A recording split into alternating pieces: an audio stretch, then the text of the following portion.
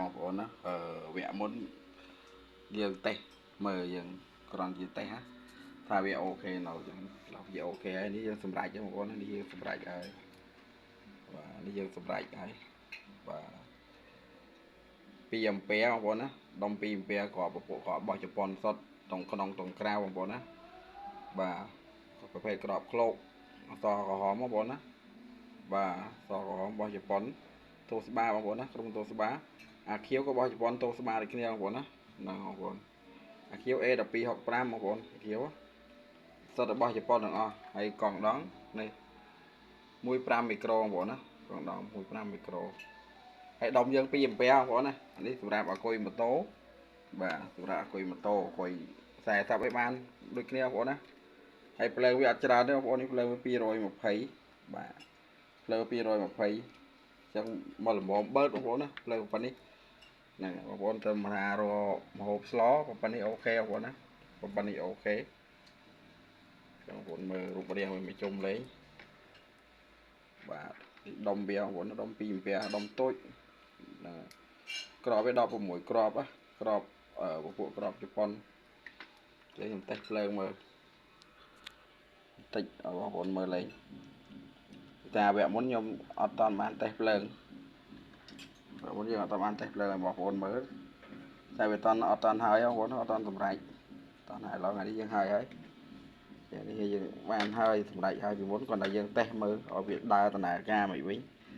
នេះយើងតេស្តមើលយើងមើលអូខេហើយចឹងចាប់ដើមតឡើងយល់មែនតើបងប្អូន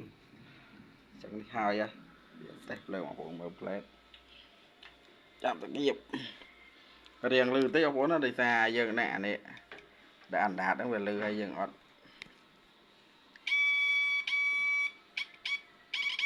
ដើរបងប្អូនណារៀងលឺបន្តិចតែជាមួយភ្លើងបងប្អូនណា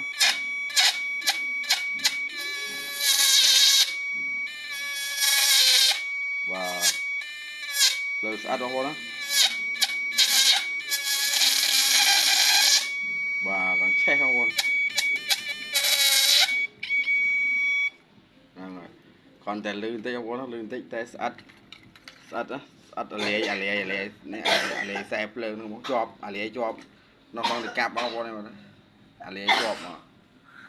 អញ្ចឹងវាខ្លាំងបងប្អូនណាដុំ2 ampere ពិតមែនតែខ្លាំងនេះទីសងយើងរុំត្រូវបងប្អូនណាបោះលោកយើងឲ្យខាងលោកពូនៅជួយយូរគាត់រុំឲ្យ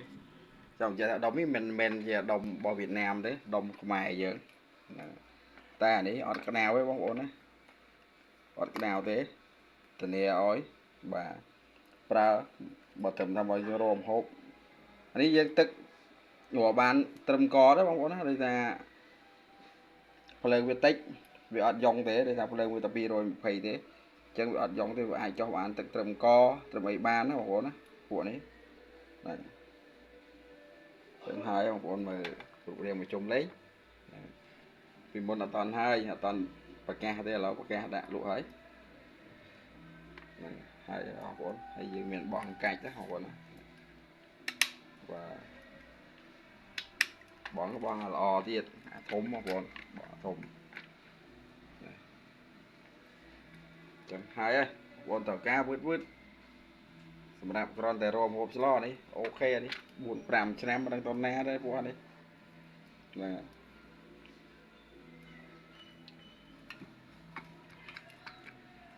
ថតចេះឲ្យច្បាស់បន្តិចបងប្អូន